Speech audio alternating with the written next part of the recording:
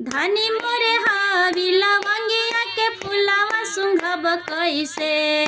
धनी मोरे हावी लवंगिया के फुलावा सुंघब कैसे। धनी बाड़ी सुकवार छुअब कैसे।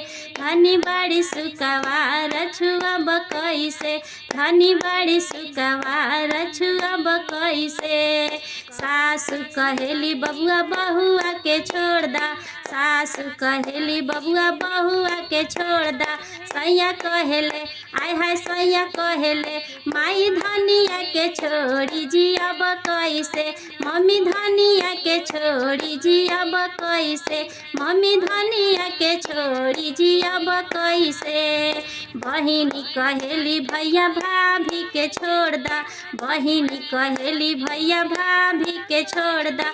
भैया कहेले आय हाय भैया कहेले बहिनी भाभी के छोड़ी जियब कैसे। बहिनी भाभी के छोड़ी रहब कैसे। भाभी कहेली देवर छोटा की के छोड़ दी। भाभी कहेली देवर छोटा की के छोड़ दी। देवर कहेले आय हाय देवर कहेले भाभी धनिया के छोड़ी रहब कैसे। भाभी धनिया के छोड़ी जियब कैसे। धनी मोरे हावी लवंगिया के फुलावा सुंघब कैसे। धनी मोरे हावी लवंगिया के फुलावा सुंघब कैसे।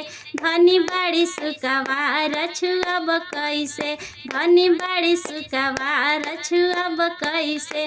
धनी बाड़ी सुकवार छुअब कैसे। धनी बाड़ी सुकवार छुअब कैसे।